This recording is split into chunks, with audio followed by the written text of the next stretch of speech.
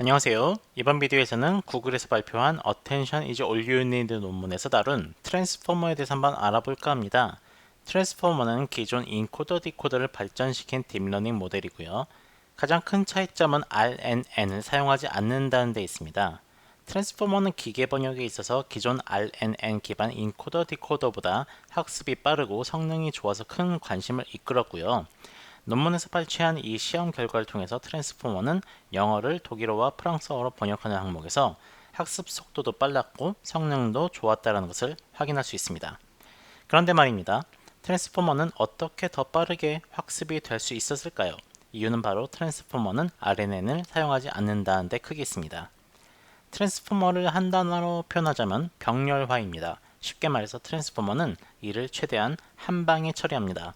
RNN이 순차적으로 첫 번째로 입력된 단어부터 마지막 단어까지 계산하여서 입력된 단어들을 인코딩하는 반면 트랜스포머는 한 방에 이 과정을 처리하는 거죠. 말로 설명하는 것보다 그림과 함께 한번 보도록 하겠습니다. 전통적인 RNN 기반 인코더 디코더는 입력값이 I love you일 경우에 I부터 순차적으로 상태값을 계산하지요. 해서 love도 계산하고 you도 계산하고 해서 최종적으로 이 상태값을 문맥 벡터로 사용하게 되는 거죠. 디코더는 이 문맥 벡터를 기반으로 입력된 문장을 번역하게 됩니다. 자, 난 널 사랑해 이렇게 번역되게 되죠. 디코더의 번역은 AND 시그널이 나타날 때까지 계속돼서 이제 완료가 됐고요. 방금 보신 예제는 가장 전통적인 인코더 디코더 모델이고요. 이 가장 전통적인 인코더 디코더는 문맥 벡터가 고정된 크기라서 책과 같이 긴 입력 문장 같은 경우에는 고정된 문맥 벡터의 모든 정보를 저장하기가 힘들어서 번역 결과가 엉터리가 되는 경우가 많습니다. 이러한 이유로 어텐션 메커니즘을 사용한 조금 더 진보된 인코더 디코더가 출현하게 되는데요.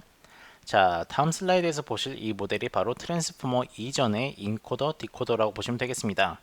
자, 최초 i가 입력되고 스테이트 계산되고 스터디 상태값 계산되고요. at 상태값 계산되고 school 상태값 계산됩니다. 이렇게 I study at school 해서 이렇게 상태값들이 계산이 된 다음에 이 어텐션 활용 인코더 디코더의 가장 큰 진보된 점은 고정된 크기의 문맥 벡터를 이제 사용하지 않는다는 데 있습니다. 대신 단어를 하나씩 번역할 때마다 동적으로 인코더 출력값에 어텐션 메커니즘을 사용해서 효율적으로 번역을 한다는 큰 장점이 있죠.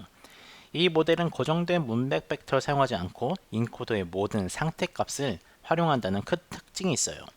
자, 동적으로 인코더를 활용하기 때문에 긴 문장의 번역 성능이 이전 인코더 디코더 모델보다 더 나아졌어요. 어텐션 메커니즘은 기존 인코더 디코더의 성능을 상당히 강화시켰다고 큰 주목을 받았습니다. 하지만 여전히 RNN 셀을 순차적으로 계산해서 느리다라는 단점이 존재했고요. 성능도 더 높일 수 있는 가능성이 충분히 있었죠. 사람들은 RNN을 대신할 빠르고 성능 좋은 방법을 찾아서 고민을 했고 어텐션만으로도 입력 데이터에서 중요한 정보들을 찾아내서 단어를 인코딩할 수 있지 않을까 생각을 하게 되었습니다. 그리고 그들은 성공했고 그 성공 결과를 다룬 논문이 바로 이 Attention is all you need입니다. RNN의 순차적인 계산은 트랜스포머에서 단순히 행렬 곱으로 한 번에 빵 하고 처리되게 되었죠. 자, 트랜스포머는 한 번의 연산으로 모든 중요 정보를 각 단어에 인코딩하게 됩니다. 이번 슬라이드에서 트랜스포머 디코더의 연산 과정은 기존의 어텐션 기반 인코더 디코더와 사뭇 닮아 있음을 확인할 수 있어요. 자, 트랜스포머에서 가장 큰 특징은 누가 뭐라고 해도 RNN을 성공적으로 인코더 디코더에서 제거했다는 것이죠. 디코더의 번역 과정은 기존 인코더 디코더 방법과 동일하게 자, 스타트 사인으로 시작해서 엔드 사인까지 이렇게 번역을 하게 됩니다. 이 대목에서 트랜스포머는 확실히 기존 인코더 디코더의 컨셉을 간직하고 있다는 것을 확인하고 싶네요. 자, 기존 인코더 디코더의 주요 컨셉을 간직하되 RNN을 없애서 학습 시간을 단축했고 어텐션뿐만 아니라 더 많은 스마트한 기술들을 함께 제공하여서 성능도 올렸어요. 어텐션 및 그 외 사용된 기술에 대해서는 앞으로 알아보도록 하겠습니다. 자, 자연어 처리에서 문장을 처리할 때 실제 단어의 위치 및 순서는 상당히 중요해요. RNN이 자연어 처리에 상당히 많이 활용되는 이유도 바로 이 RNN이 단어의 위치와 순서 정보를 잘 활용하는 데 있기 때문이죠. 그렇다면 이 RNN이 없는 트랜스포머는 어떻게 단어의 위치 및 순서 정보를 활용할 수 있을까요? 정답은 바로 포지셔널 인코딩입니다. 포지셔널 인코딩이란 인코더 및 디코더 입력값마다 상대적인 위치 정보를 더해주는 기술이에요. 이번 슬라이드에서 벡터를 작은 연속된 상자로 나타내 보았는데요. 자, 간단한 비트를 사용한 포지셔널 인코딩 예제를 보여드리고 있습니다. 슬라이드에 제가 첫 번째 단어 i에는 001을 더해줬고, 두 번째 단어 스터드에는 010, at에는 011, 그리고 네 번째 단어에는 100을 더해줬죠. 똑같은 방식으로 디코더의 입력값에도 포지셔널 인코딩을 적용해 줄 수 있습니다. 자, 트랜스포머는 이렇게 제가 예제로 보여드렸던 이렇게 비트의 그 포지셔널 인코딩이 아닌 사인과 코사인 함수를 활용한 포지셔널 인코딩을 사용합니다. 사인, 코사인 함수를 사용한 포지셔널 인코딩 크게 두 가지 장점이 있어요. 자, 첫 번째는 항상 포지셔널 인코딩의 값은 마이너스 1부터 1 사이의 값이 나온다는 거고, 두 번째로는 모든 상대적인 포지셔널 인코딩의 장점으로서 학습 데이터 중 가장 긴 문장보다도 더 긴 문장이 실제 운용 중에 들어와도 포지셔널 인코딩이 에러 없이 상대적인 인코딩 값을 줄 수 있다는 데 있겠습니다. 자, 각 단어의 워드 인베딩에 포지셔널 인베딩을 더해준 후에 그 다음 해줘야 될 게 바로 이 셀프 어텐션 연산입니다. 가장 중요한 거죠. 인코더에서 이루어지는 어텐션 연산을 셀프 어텐션이라고 해요. 일단은 이번 슬라이드에서는 쿼리, 키, 밸류라는 개념만 일단 알아두시면 될 것 같습니다. 다음 슬라이드로 넘어가도록 할게요. 자, 이 쿼리, 키, 밸류는 WQ, WK, WV 행렬에 의해서 각각 생성되고, 이 행렬들은 단순히 웨이트 매트릭스로 딥러닝 모델 학습 과정을 통해서 최적화됩니다. 워드 인베딩은 벡터이고 실제 한 문장은 행렬이라고 말 수가 있겠죠. 행렬은 행렬과 곱할 수 있으므로 각 문장에 있는 단어들의 쿼리, 키, 밸류는 행렬 곱을 통해서 한 방에 빵 하고 구할 수가 있습니다. 자, 이제 쿼리, 키, 밸류만 있으면 셀프 어텐션을 수행할 수가 있어요. 이 쿼리, 키, 밸류는 벡터의 형태라는 거 꼭 기억해 두시길 바랍니다. 현재의 단어는 쿼리이고요. 어떤 단어와의 상관관계를 구할 때 이 쿼리를 그 어떤 단어의 키 값에 곱해줍니다. 이 쿼리와 키를 곱한 값을 어텐션 스코어라고 해요. 쿼리와 키가 둘 다 벡터이므로 둘을 닷 프로덕트로 곱할 경우에는 그 결과는 숫자로 나오게 되겠죠. 이 숫자가 높을수록 단어의 연관성이 높고 낮을수록 연관성이 낮다라고 생각하셔도 될 것 같습니다. 어텐션 스코어를 0부터 1까지의 확률 개념으로 바꾸기 위해서 소프트맥스를 적용해줘요.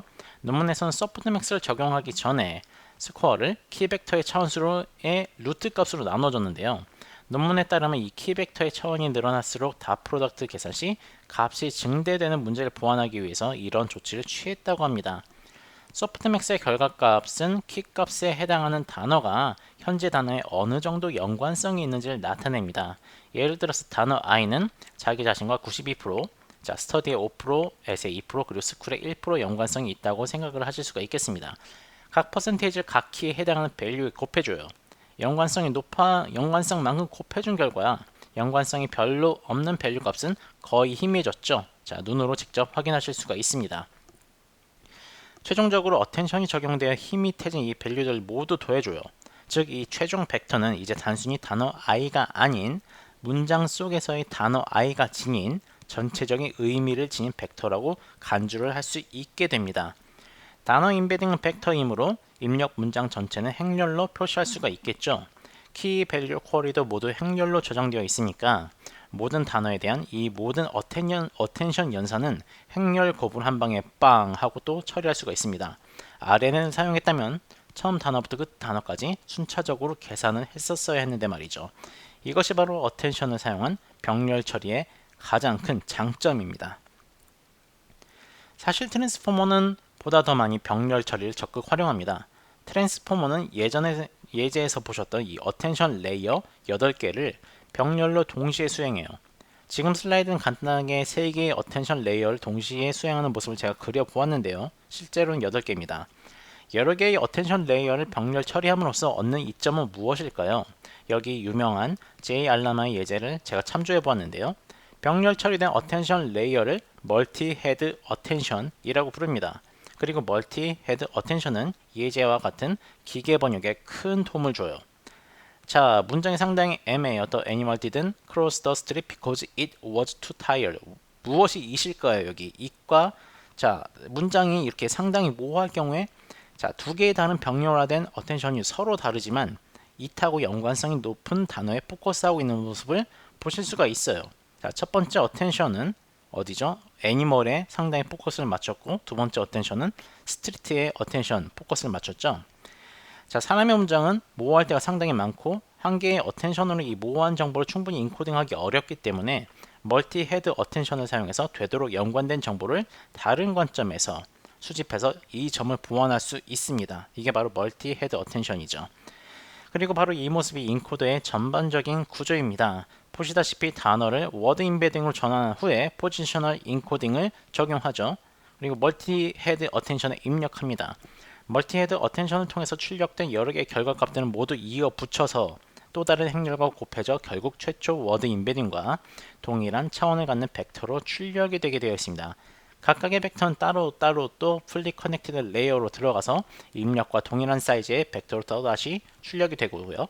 무엇보다 여기 중요한 거는 이 출력 벡터의 차원의 크기가 입력 벡터와 동일하다는 데 또 있습니다. 이거 기억해 두세요. 자, 워드 임베딩에 포지셔널 인코딩을 더해줬던 거 기억하시죠?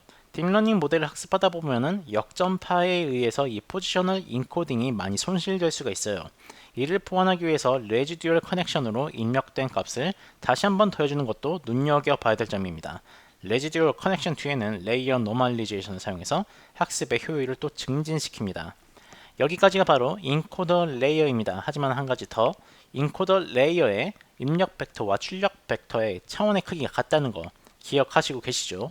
이 말은 즉슨 인코더 레이어를 여러 개 붙여서 또 사용할 수 있다는 말이에요. 트랜스포머의 인코더는 실제 이 인코더 레이어를 6개 연속적으로 붙인 구조입니다.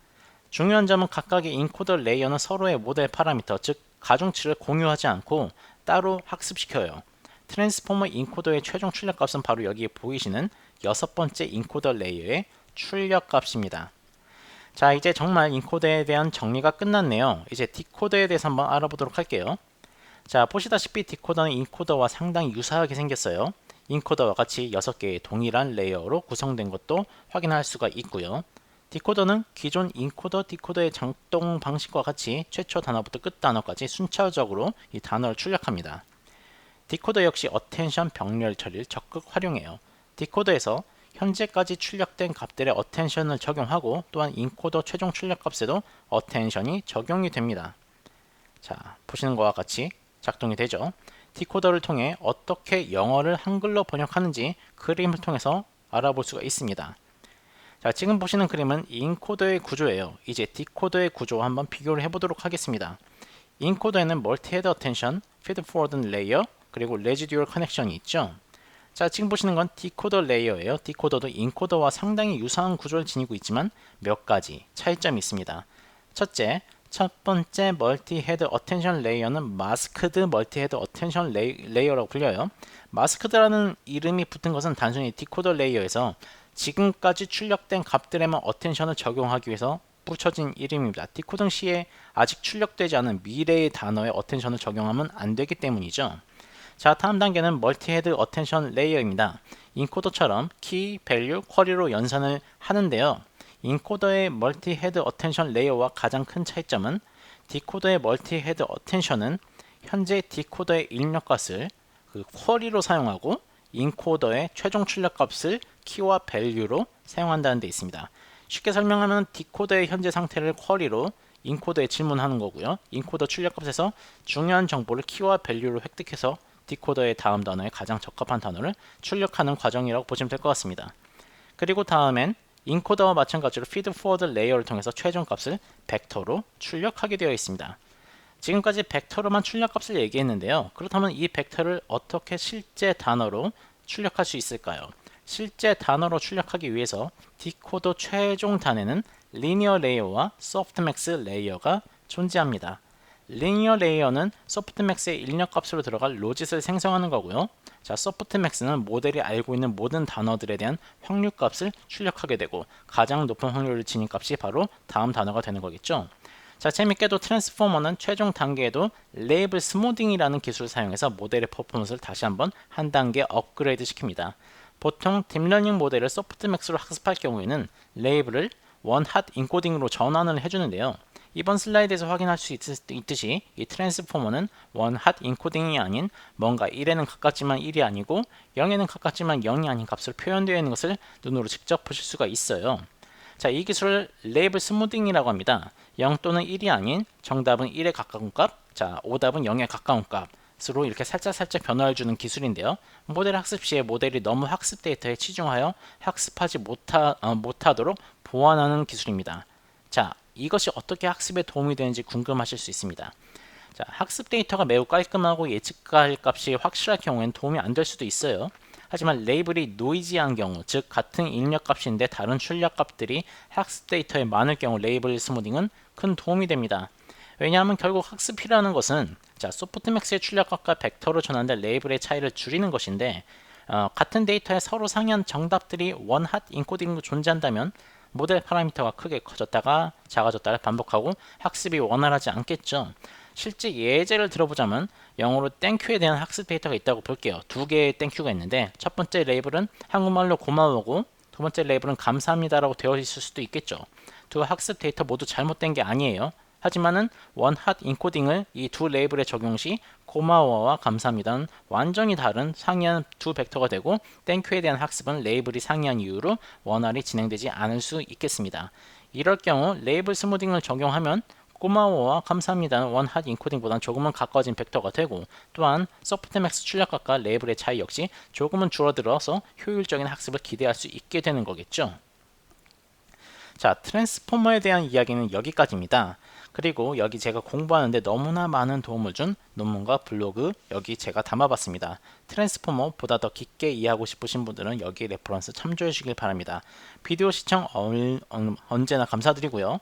이 비디오가 트랜스포머에 대한 이해에 큰 도움이 되길 바랍니다. 자, 그럼 다음 비디오에서 뵐게요. 감사합니다.